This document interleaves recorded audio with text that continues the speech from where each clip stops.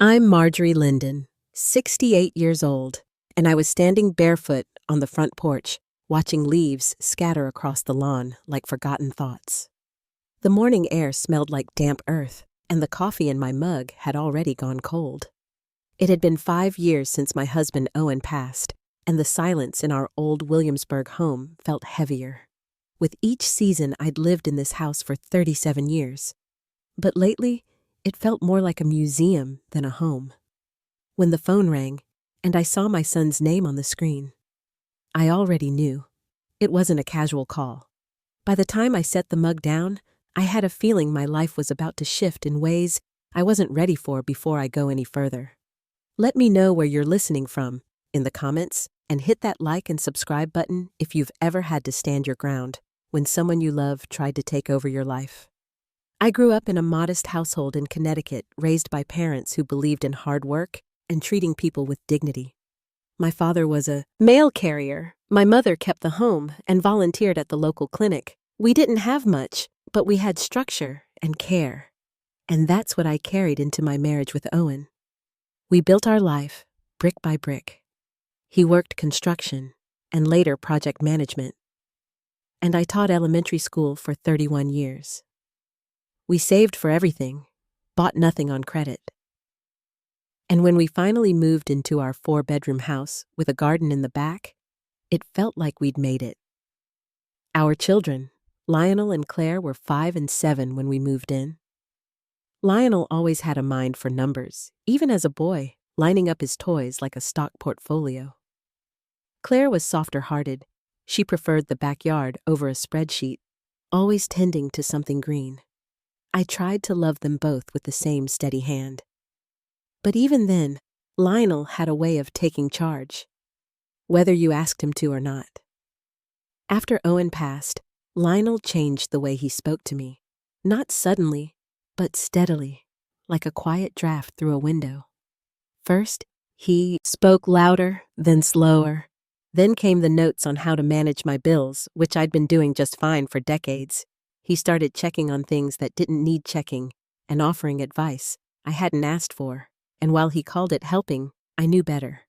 So when he showed up that Monday afternoon precisely at 2 with his wife Veronica holding a sugar-free blueberry pie, I already felt the air change. Veronica's smile was as thin as the pie crust, and Lionel didn't sit.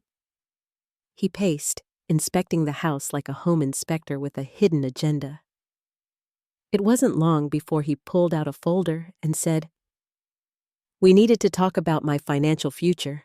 He'd somehow obtained my bank statements and pointed out every purchase he deemed unnecessary, including the bicycle I'd bought for my granddaughter Faye as a birthday gift.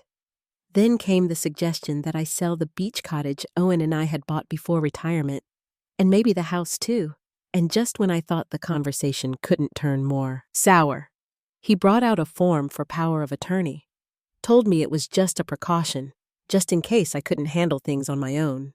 I told him, "No," gently but firmly. Veronica offered her usual syrupy concern, suggesting I might be more comfortable in something appropriate for my age, like a small apartment in a quiet complex. I nodded. Ware needed to end the conversation and walked them to the door. They left behind a barely touched pie and the unspoken promise that they'd bring this up again as soon as the door closed. I leaned against it, my heart racing, and for the first time in a long while, I didn't just nod along. I didn't pretend to agree. I'd said no and meant it, and that night when I looked at the photograph of Owen on our wedding anniversary, his eyes seemed to say the same thing he always did. "You're still you." Marjorie, stand tall. The next morning, I found my day planner open on the counter and saw a note about visiting Claire at the botanical garden she worked at not far from here. Hadn't seen her in a while, and I decided then I wouldn't wait for the weekend. I needed to breathe in something honest again. I parked near the entrance to the botanical gardens just after 10, the morning still cool enough that the glass of the car window hadn't fully lost its fog. The last of the dew clung to the hedges along the walkway, and the scent of wet soil mixed with the faint sweetness of blooming lilies carried in the breeze. I knew exactly where to find Claire. The rose garden. She always started there. She was kneeling near the west trellis when I spotted her wearing that same wide-brimmed straw hat she'd had since college hands buried in the soil. Her gloves were stained, her forearms speckled with dirt, and she looked more at ease than I'd seen anyone look in weeks. I called her name, and she turned with a smile that made me feel like the air had cleared. "Mom, you're early," she said, standing and brushing her knees. "You okay?" "I needed a walk," I said, and she nodded. No more questions. She took off her gloves, folded them into her back pocket, and gestured toward a bench shaded by a flowering magnolia. "Give me 5 minutes to finish this section," she said. "Then I'll buy you tea." I sat and watched her work, and for a long time, I didn't say a word. Just watched her snip dead blooms with careful hands and smooth the soil like it was something alive. When she finally joined me, we walked in silence down the winding path toward the cafe. Claire greeted 6 people by name on the way, volunteers, vendors, visitors. This place was hers. Not by title or deed, but by presence. We found a quiet corner of the garden cafe and took our tea outside. She brought blueberry muffins too, still warm from the oven. I hadn't eaten all morning, and the first bite was almost enough to bring tears to my eyes. Claire leaned forward. "You look like you've decided something." I paused, not sure how to begin. Then I told her everything. About Lionel showing up with that folder. About the blueberry pie Veronica brought over untouched and still sitting on my counter. About the power of attorney, the comments about the house, the beach cottage. I told her how he looked at me like a ticking clock. Not a person. A concern. A file to be managed. She didn't interrupt. Not once. When I finally finished, she reached across the table and laid her hand over mine. "I'm proud of you," she said. "I know how hard it is to stand up to him." I knotted my throat too tight to speak. "Come on," she said, standing and gathering the tray. "I want to show you something." She led me through the Japanese rock garden newly completed and still being fine-tuned. She pointed out the placement of each stone like they were family portraits. Then we cut through a shaded path to the orchid house. Inside, the air was warm and damp. Dozens of blossoms in violet, pink, and cream seemed to hover in the filtered light like suspended lanterns. "How's Brad?" I asked as we walked. "Busy," she said with a smile. "He's working on the new industrial complex on the west side. Big job. He's overseeing all the electrical systems." And Fay Claire beamed. "She won the science fair last week, built a terrarium and wrote a whole report on plant respiration." "She gets that from you," I said. Claire shrugged, but I could see the pride in her eyes. "We'd love for you to come by tonight. Brad's making lasagna. We actually have some news." "Good news, I hope," I said. She smiled. "The best, but I want you to hear it from both of us. Come over around 6, I'll be there." I spent the afternoon sorting through some old mail and tidying the kitchen. Just after 5, I changed into a navy blouse and tan slacks and pulled my hair back the way Owen used to like. At 6 sharp, I rang the bell at apartment 1004. Claire opened the door before I had time to knock again. Grandma Fay squealed, running toward me with her arms wide. She was growing fast, long legs, the same honey-colored hair Claire had at her age, and a spark in her eyes that made my chest tighten in the best way.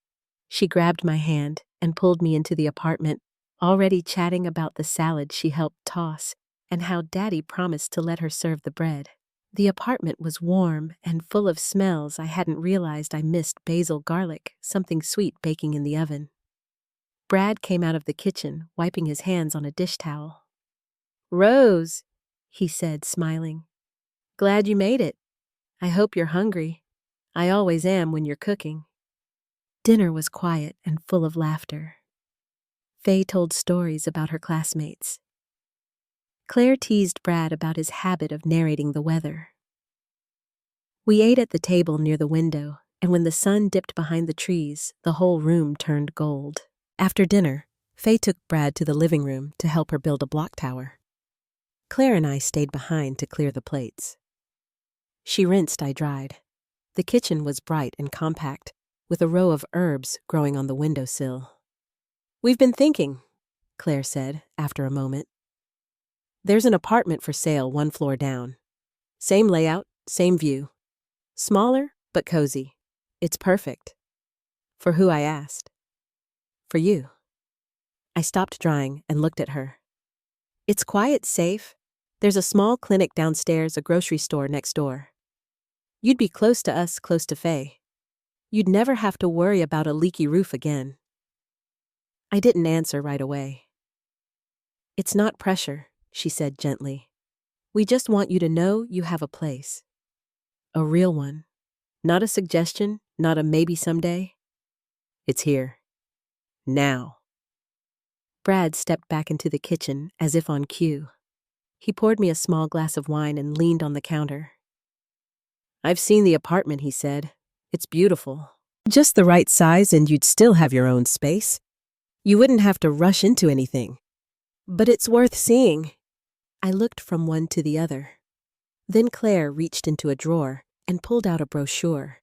She laid it flat on the table and pointed to a layout of the building. 1 floor up their apartment, 1 floor down the available unit. The images showed floor-to-ceiling windows, a sunny little terrace, and a park that looked like it had been painted. I held the brochure in my hands for a long moment.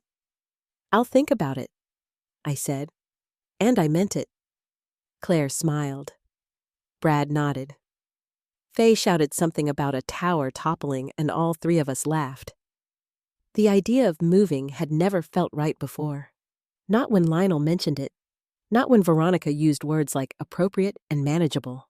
But sitting in that apartment, surrounded by warmth and care, it was the first time it didn't feel like a loss. It felt like a door opening. And the next morning, I would walk through it. The next morning, I called Hugo Prescott.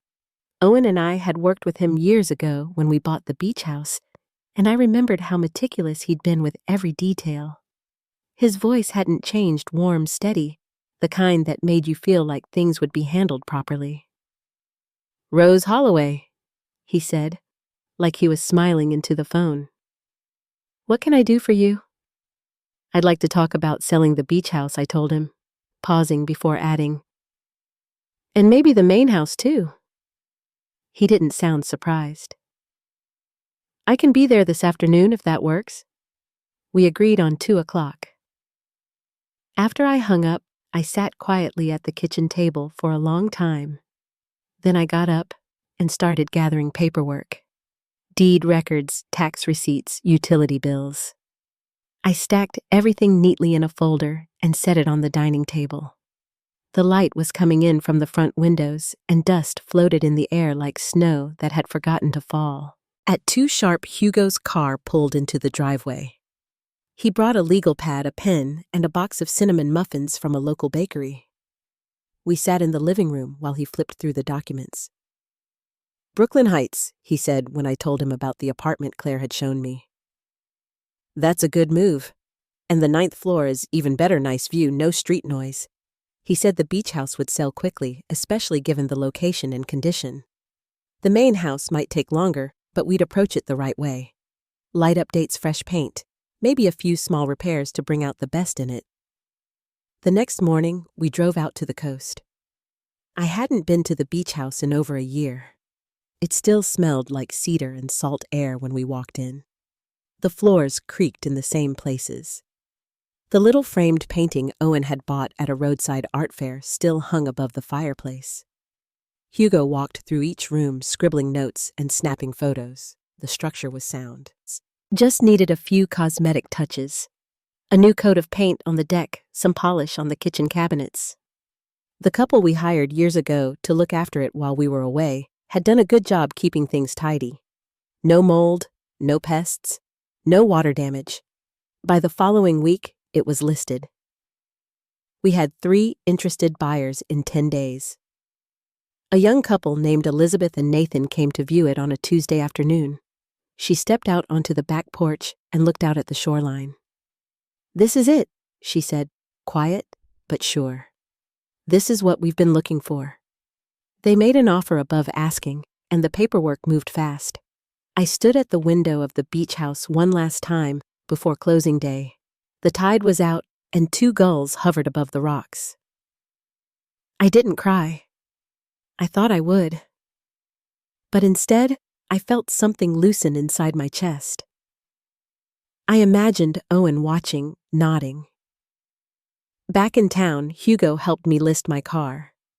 A 5-year-old sedan, barely driven and in excellent shape. It sold in 3 days. Then we turned our attention to the main house. Hugo walked through it twice this time with a contractor and decorator. He suggested we update the lighting, repaint the hallways, and remove the heavy curtains in the living room. Buyers like light, he said. Open space, clean lines. Over 2 weeks, the house slowly changed.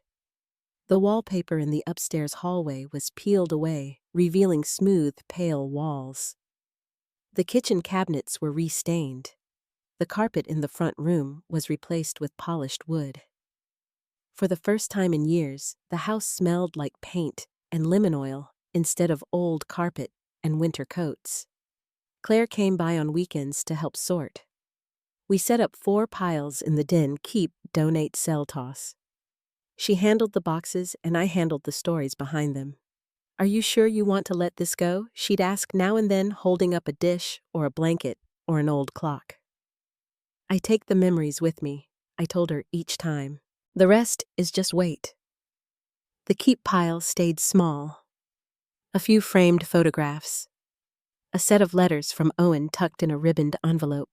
1 wooden chair that he'd built with his own hands. And the quilt Claire made for me the year I retired. We sold the house to a couple with 2 teenagers. The wife had grown up in the neighborhood. Her husband had loved the old banister. They made an offer slightly under our asking price, but Hugo worked with their agent to meet in the middle. Everyone left the table satisfied. The closing date was set. I had 3 weeks to move. That afternoon, Hugo, Claire, and I met at the Brooklyn Heights sales office. The receptionist wore a slate gray blazer and offered us lemon water while we waited. A woman named Vivian took us on the tour. She walked us through the complex grounds, manicured lawns, paved paths, a fountain in the central courtyard. There was a fitness center, a small clinic, and a deli tucked between 2 buildings. Children played by the splash pad while retirees read books on shaded benches. We took the elevator to the 9th floor. Apartment 902. The door opened to soft light and clean air. The windows stretched from floor to ceiling. The view overlooked the park and a little duck pond to the left. The kitchen had brushed steel appliances, a bar countertop, and smooth cabinets with quiet close hinges. The bedroom wasn't large, but the closet had built-ins and the window seat faced east.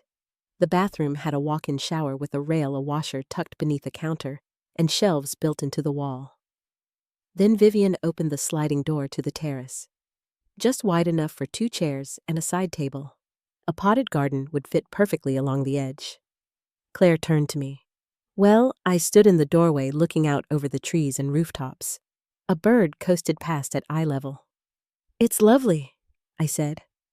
We returned to the sales office and went through the paperwork. Because I wasn't taking out a mortgage, they offered me a small discount. I opted for the furniture package too, neutral pieces, clean design. It wouldn't take much to make it mine. When it was done, I held the key in my hand, and for a moment, I just looked at it. You won't regret it, Claire said, giving my hand a small squeeze. On the drive home, I looked out at the neighborhoods as they passed. Yards with kids' bikes on their sides, porch swings, old shutters, and new roofs. My house waited for me at the end of that road, but it was no longer my home. And soon, Lionel would find out. I spent the next 2 weeks sorting what was left of the house. The beach cottage had sold, the car was gone, the main house was staged and on the market. Claire stopped by every few days to help me box up what I wanted to keep and gently suggest we donate what I didn't. Each room held something: an old school project, a worn jacket Owen never quite gave up, a casserole dish I hadn't used in years but always kept. We worked slowly, each drawer, and shelf its own little farewell. One afternoon, we were packing up the upstairs linen closet when Claire found a shoebox of old letters. "Want to keep these?" she asked, holding it up. I sat down on the top step and opened the lid. Owen's handwriting filled the pages, notes he used to leave me in his lunchbox anniversary cards, a few scribbled thoughts from when the kids were young. I set the box in the keep pile without saying much. That evening after Claire had left, I walked through the empty front bedroom. It used to be Lionel's. The desk was still there, the same one he'd used in high school. The chair creaked when I sat down. There was a faint dent in the floor beneath it where the wheels had worn down the wood over the years. I looked out the window. The same tree still stood across the street, the one Owen used to decorate with white lights every December. The branches were thinner now, older, like the house. The next morning, Hugo called. A couple had toured the house the day before and were ready to make an offer. They had 2 teenage boys and were moving from out of state. He read me the numbers, and I told him to accept. "Are you sure?" he asked. "You could hold out a little longer." "No," I said. "I'm ready." We scheduled the closing for 2 weeks out, just enough time to finish packing, say goodbye, and plan the move. Claire and I went back to the Brooklyn Heights office that Friday. Vivian greeted us with that same measured smile, led us through the final documents, and handed over a slim folder with my new keys. "Congratulations, Mrs. Holloway," she said. "Welcome to your new home. We toured the apartment one last time. It looked just as I remembered: tall windows, pale walls, a small terrace that opened to the park below. The contractors had installed new fixtures and polished the floors. It was move-in ready. That night, I sat on the edge of the bed back in my old house folder still in my lap and watched the hallway light stretch across the floor. There wasn't much left inside, just a few lamps, a folding chair, and the books I'd yet to box. But it already felt like it belonged to someone else. 2 days later, Lionel called. His name lit up on the screen just after breakfast. I hesitated, then answered. "Mom," he said, too cheerful. "Great news. I've sold the beach house and the car. Got excellent offers for both. I'll handle the paperwork with Mr. Burton this week." I didn't speak right away. "Mom, did you hear me?" "Yes," I said. "I'm just trying to understand how you sold property that no longer belongs to me." There was a pause, then a nervous chuckle. "What do you mean I sold the beach house 6 weeks ago?" I said calmly. "The car shortly after. The titles are already transferred." He didn't respond. "I worked with Hugo Prescott," I added. "He handled everything. The records are filed." Another pause. This time I could hear him breathing. "You sold them?" he said finally. Without telling me, I let the silence answer. "That's not possible," he said. "I've already taken payment. Full payment. I have buyers waiting for signatures." "Then you'll need to explain that to them," I said, "because you've attempted to sell property that doesn't belong to you." His voice tightened. "How could you do this behind my back? How could you access my accounts without my permission?" I asked. "How could you try to make decisions about my life without including me?" "You need help," he said quickly. "You're not thinking clearly. You've always struggled with these kinds of choices." "I made a clear one," I said, "and I don't need your approval for it." There was a long silence. Then his tone changed. "I'm coming over," he said. "Veronica's coming too. We need to talk in person." He hung up before I could answer. I called Claire and told her what happened. "Do you want me there?" she asked. "No," I said. "Let me do this myself." At exactly 1 o'clock, the doorbell rang. I opened it to find Lionel looking pale and tense. Veronica stood behind him, arms crossed. They stepped inside and looked around at the half-packed boxes and bare walls. "You're really moving," Lionel said, like he hadn't believed it. "I am." Where to Brooklyn Heights? I said. Apartment 902. Veronica blinked. That's a luxury development. It is, I said. I paid in full. Lionel walked in a slow circle through the living room. You sold everything without saying a word to me? I didn't need to. He opened his mouth, then closed it. Finally, he sat down and leaned forward, rubbing his hands together. There's a problem, he said. A big one. I already took money from buyers. They expect the beach house and the car. I was planning to transfer ownership this week. Then you'll need to return the money. I can't, he said. It's spent. Most of it.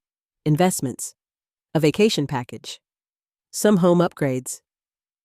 Veronica turned toward him, her expression hard. You spent it already. He looked down. On what, she asked. We haven't seen any upgrades. Lionel mumbled something about timing and paperwork. I never signed a power of attorney, I said, keeping my voice steady. Whatever you showed Mr. Burton wasn't real. His shoulders slumped. Veronica stared at him. You forged her signature.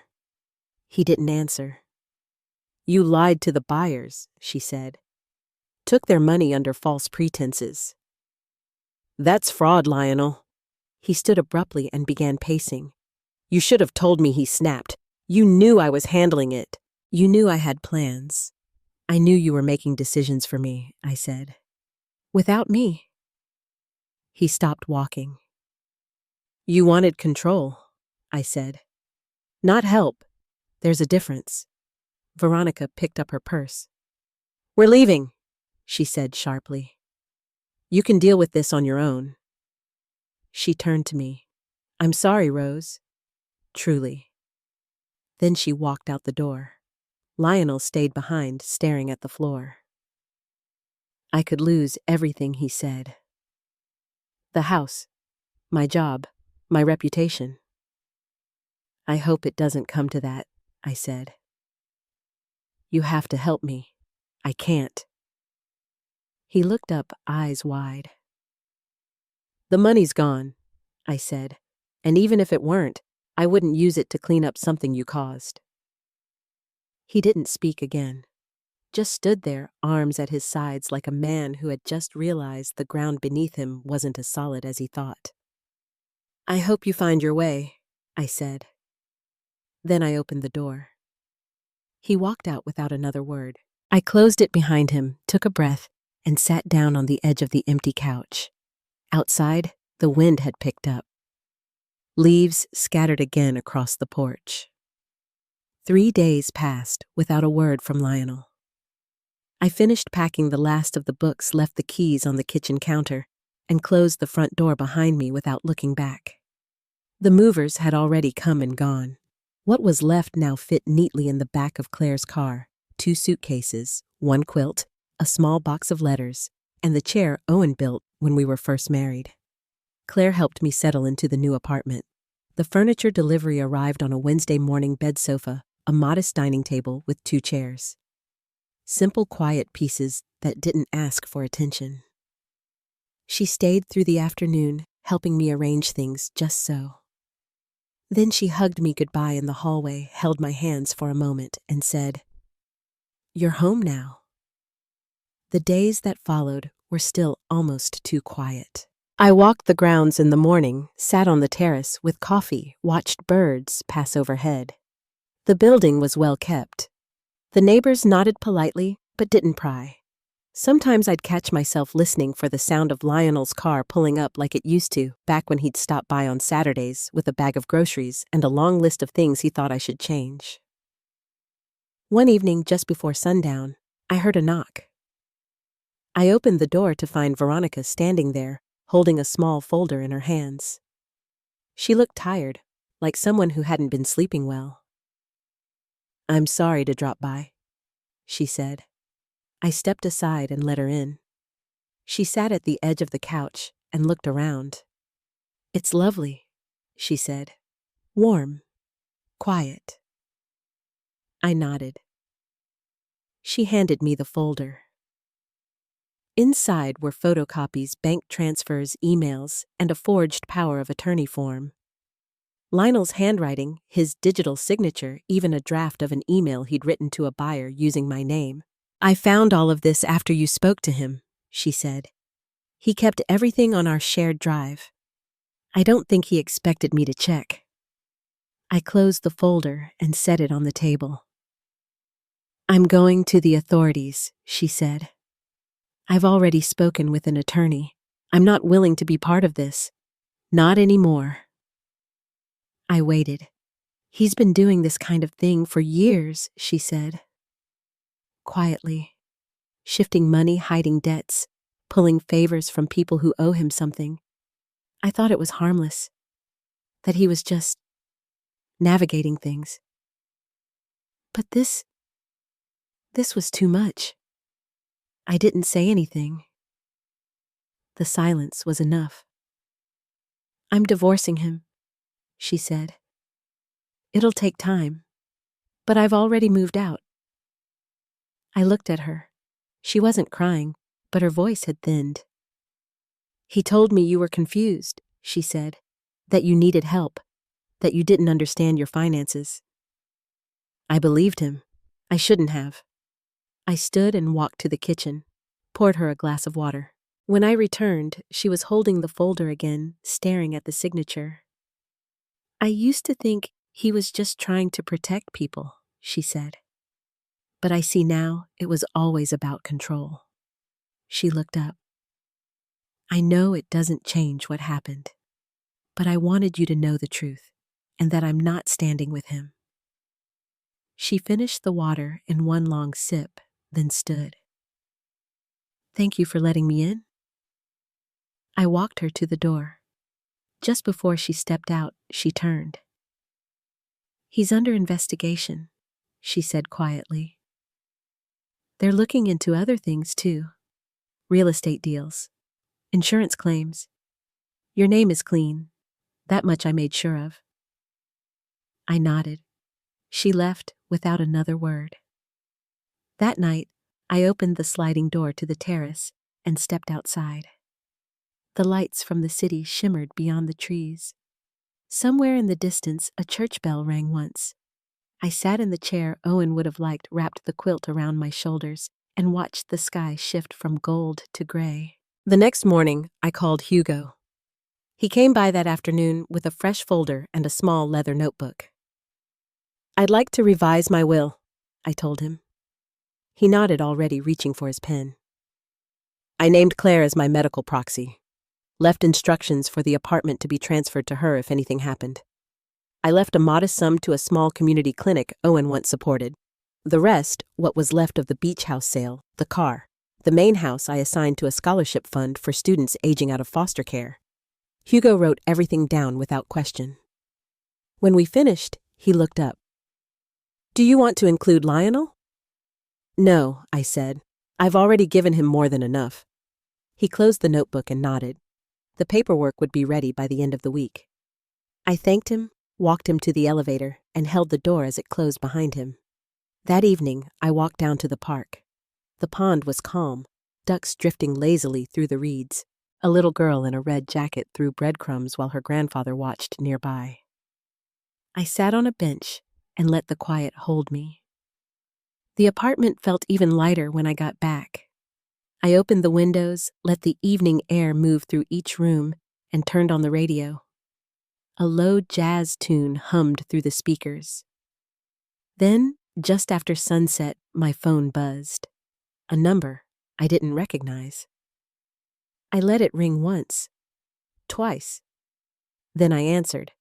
"Mrs. Holloway," a man's voice said. "My name is Detective Green. I'm calling in regard to an ongoing investigation involving a Mr. Lionel Holloway. Are you available to speak?" "Would this be a good time to talk?" Detective Green asked. I stood by the open window. The phone pressed to my ear, the hum of evening traffic soft beneath his voice. I told him yes, of course. "We've been reviewing documents tied to a case of real estate fraud," he said. "Your son's name came up in connection with several forged signatures, falsified listings, and funds misappropriated from elderly clients." Your name, Mrs. Holloway, appears on 3 of those documents. I told him I hadn't signed anything, that I'd handled my own sales through Hugo Prescott, that I'd never authorized Lionel to act on my behalf. That's consistent with what we've seen, he said. We believe your name was used without your knowledge. We'll need to take a statement. Nothing formal yet, just a timeline, a sense of what you observed. He asked if I could come by the precinct the next morning. I agreed. After we hung up, I sat for a long time at the edge of the bed folder, still open beside me. The photocopies Veronica had given me, bank drafts, the fake power of attorney, all of it would matter now. I gathered everything into a canvas bag and set it by the front door. Claire picked me up just after 8. You sure you don't want me to wait outside? She asked as she parked along a quiet stretch of sidewalk. I'll be okay, I said. The station was quiet beige walls, the faint scent of burnt coffee. A woman at the front desk buzzed me through, and a young officer led me down a hallway to a room that wasn't quite an office, not quite an interrogation room. Just a plain table, 2 chairs, and a pitcher of water. Detective Green arrived a moment later. He was in his early 50s, salt and pepper at the temple's steady hands. He asked me to walk him through everything, starting from when I first noticed Lionel's interference. I took my time, explained how the listings appeared without my knowledge, how Mr. Burton had been involved, how Veronica discovered the documents. I gave him Hugo's name, the buyers' names I'd been told, even Lionel's history of handling things that weren't his to handle. He didn't take many notes, just listened. When I handed him the folder, he flipped through each page carefully. These match the others, he said quietly. Same formatting, same signature inconsistencies. He stood and stepped into the hallway. When he returned, he had another file in hand. This isn't just about your case, he said. We've had 3 other complaints in the last year. All elderly clients, all connected to your son's realty firm. I sat very still. In 2 of the cases, he continued, the clients passed away before they realized their assets had been moved. The 3rd is ongoing. Yours may be the clearest. He explained that a formal investigation was now underway, that I would likely be asked to testify, that charges were pending fraud, forgery, misuse of funds. He's not in custody yet, he said, but we've frozen several of his accounts. We expect to bring him in for questioning by the end of the week. I nodded. When I left, Claire was still parked in the same spot. How'd it go? She asked. It's official now, I said. They're building a case. We stopped for coffee on the way back. The barista knew Claire by name, greeted us with a warm smile and 2 paper cups with handwritten thank yous along the rim. Later that afternoon, I called Hugo and gave him an update. He offered to send over a few more documents, proof of the sale date's signatures. I'll have it couriered by morning, he said. The next 2 days passed quietly. I kept the radio low, read the paper slowly.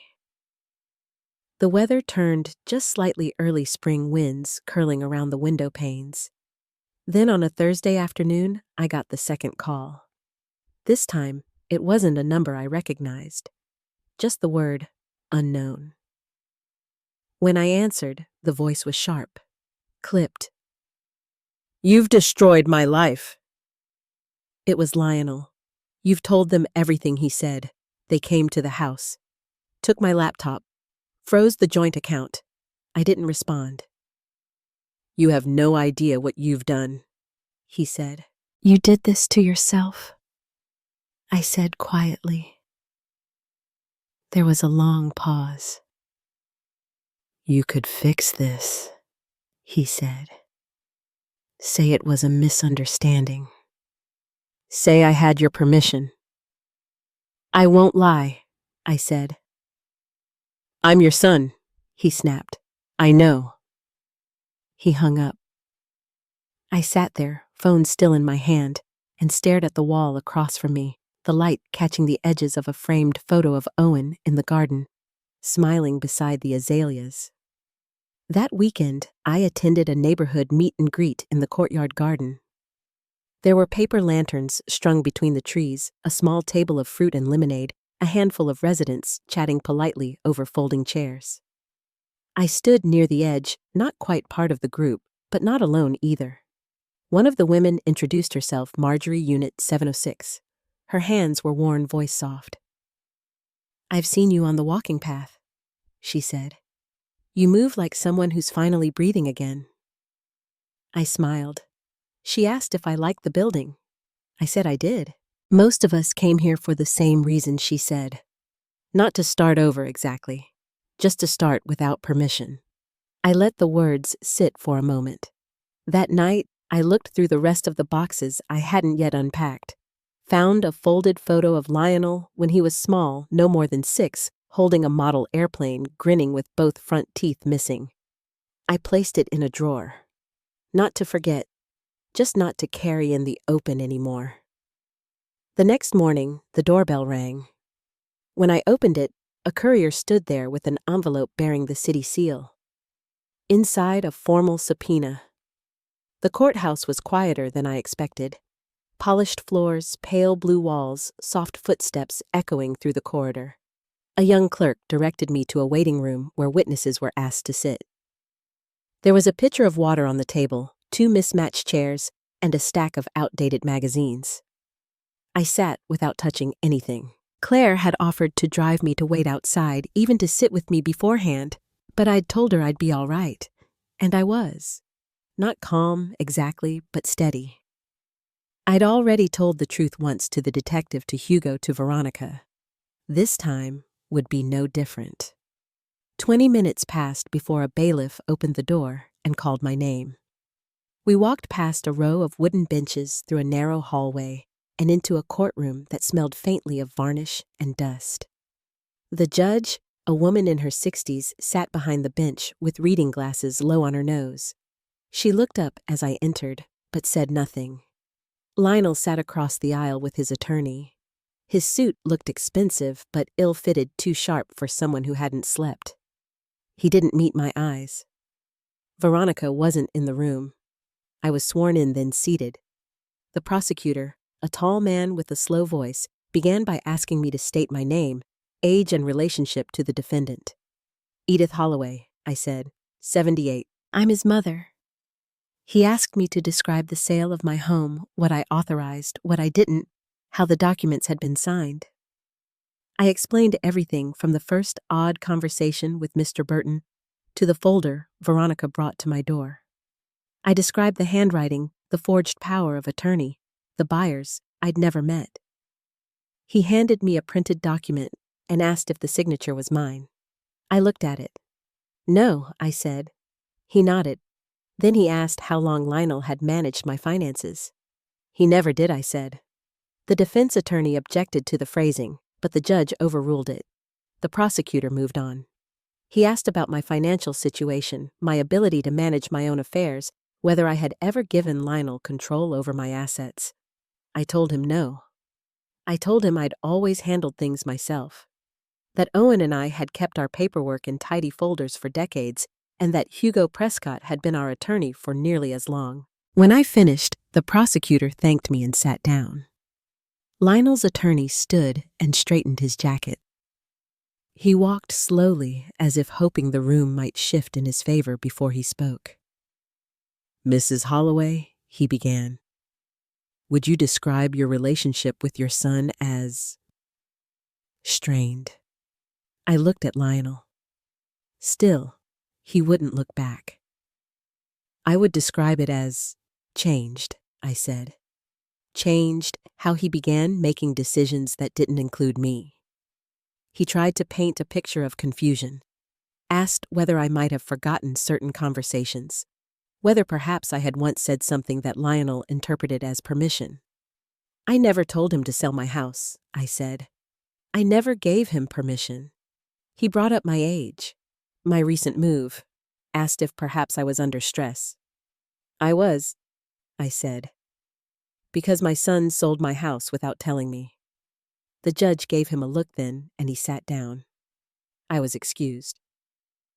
When I stepped out into the hallway, the cool air hit me like relief. I didn't stop walking until I reached the exit. Claire's car was waiting at the curb. She stepped out when she saw me. "How'd it go?" she asked. "They heard me," I said. "That's enough." Back at the apartment, I took a long shower and changed into fresh clothes. The air outside had warmed just a little, so I opened the windows and let it drift through the rooms. On the radio, a pianist played something soft and slow. I sat by the window with a glass of water and let the notes fill the silence. That evening, Veronica called. "I heard you testified," she said. "I did.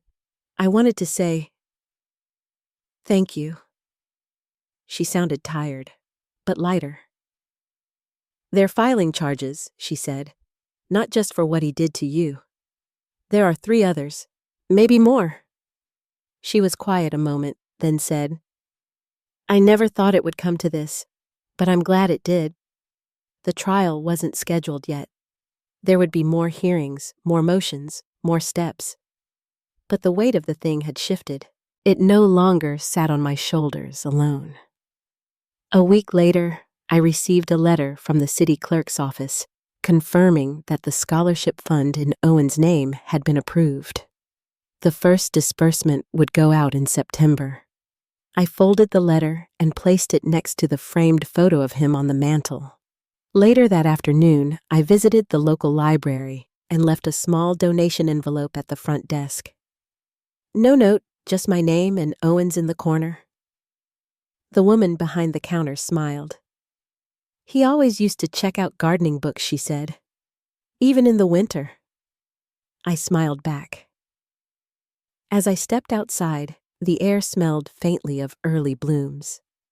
Along the sidewalk, a boy rode past on a scooter, calling out to someone behind him. I stood there a moment longer, watching him disappear down the block. Back home, I poured a cup of tea and sat on the terrace as the sun lowered itself gently toward the horizon. Then the phone rang again. This time, it was Hugo. "You may want to sit down," he said. "The court has ruled in your favor regarding the asset recovery. The funds are coming back, Edith. Every cent." I stood in the living room, holding the letter from Hugo, reading it a second time, just to let the words settle. The funds were coming back. The house sale had been reversed. The court had ruled that Lionel acted without consent and that my assets were to be restored in full.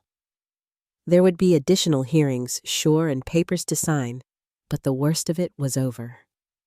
What they'd taken, I now had the right to reclaim. I sat down slowly in Owen's old chair by the window. It still creaked the same way it always had. Outside, the dogwood trees were starting to bud just the barest blush of pink at the tips. Spring always arrived slowly in Virginia, but it always arrived. Claire came by the next morning. She let herself in holding a basket of muffins and 2 coffee cups from the cafe on Main. We sat at the kitchen table, the same table where she used to do her homework with her feet tucked under her and her tongue between her teeth when she concentrated. I told her what the letter said. She reached across and squeezed my hand. Later that week, we walked together to the edge of the neighborhood where the new assisted living complex had broken ground. The city council had rejected the rezoning request. The developer had pulled out. The Holloway house wasn't going anywhere. I didn't cry. I just stood there and let the wind pass through me light and clean. Lionel hadn't contacted me since the ruling. Neither had Veronica. But Claire said she'd heard he was planning to leave town for a while. I didn't ask where.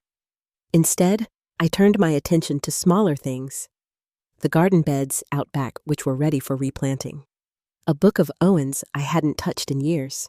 A stack of letters I found in a shoebox tucked inside the linen closet notes he'd written to me from job sites around the state, back when we were just starting out. Some were just scribbled thoughts. Others were full of plans and hopes and tiny everyday things. I read them all one rainy afternoon, and when I was done, I tied the bundle back with a piece of twine and placed it on the shelf by my desk. A month later, the check arrived from the recovery fund.